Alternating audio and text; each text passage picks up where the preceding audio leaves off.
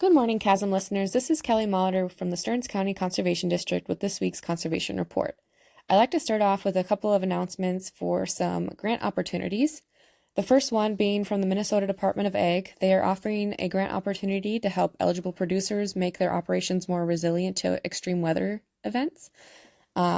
This grant also is known as Preparing for Extreme Weather Grant. And offers a one-time competitive grant of up to $10,000 for Minnesota livestock and specialty crop producers to buy and install supplies and equipment for weather event preparation. Some of these items may include, but are not limited to, water tanks, pipeline, shade structures, irrigation equipment, fans, misters, and windbreaks. This grant does require a 50% match, so the landowner would be looking at 50% of the responsibility of those costs. The MDA also expects to award between 50 to 75 applicants. They have about $500,000 available for the grant, and they will be accepting applications until April 23rd.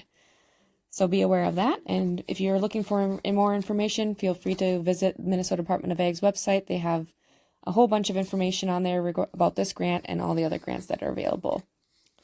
Actually, another one that they have available currently and is open until May 2nd is the Livestock Investment Grant. This grant is used for equipment purchases and physical improvements to help start, improve, or expand livestock operations in Minnesota. Applicants may apply for up to 10% of their project's total cost with a maximum grant award of $25,000. MDA does have $650,000 available for this grant. And again, this is also based on a competitive basis and is open until May 2nd.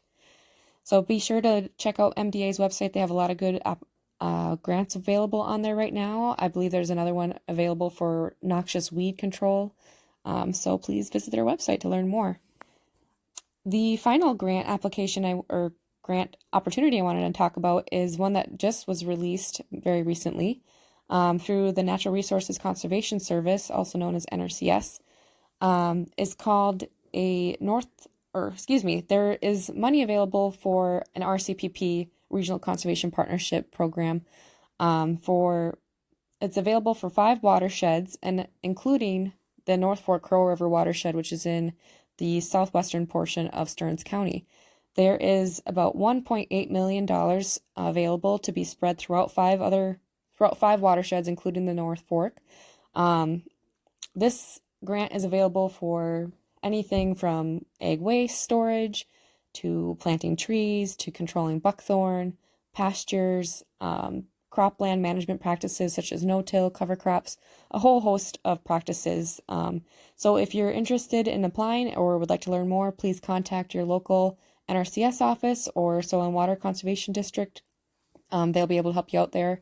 The application deadline is April 26th, so please be aware of that if you are interested in getting something going for this year. The next announcement is about our tree sales for the Stearns County Soil and Water Conservation District. We have a number of trees still available in stock. In fact, I think the in-stock list is shorter now than the sold-out list. So some of the species that we do have available left are gray dogwood, common choke cherry, Midwest crabapple, American basswood, black cherry, sugar maple, a couple of oaks, different varieties there, sandbar willow, red cedar, red pine, white pine, Black Hill spruce, white spruce, tamarack, and then we do have some pollinator and wildlife habitat packs that have a variety of trees and shrubs included in those. Our tree distribution day is just around the corner and will be April 26th, which is a Friday. If you did purchase trees through us or are planning to, you will be receiving a postcard and an email if you provided one for where and when the trees can be picked up at Rockville County Park. If you have any questions, please do call our office. Another announcement from the Minnesota Department of Ag, looking ahead to planting season, they would like to remind farmers of proper storage guidelines for bulk fertilizer. Liquid fertilizer can contaminate soil, surface water, and groundwater if a storage tank or pipe leaks. Dry fertilizer can also leach into the environment if it is placed on the ground and mixes with rain and snow.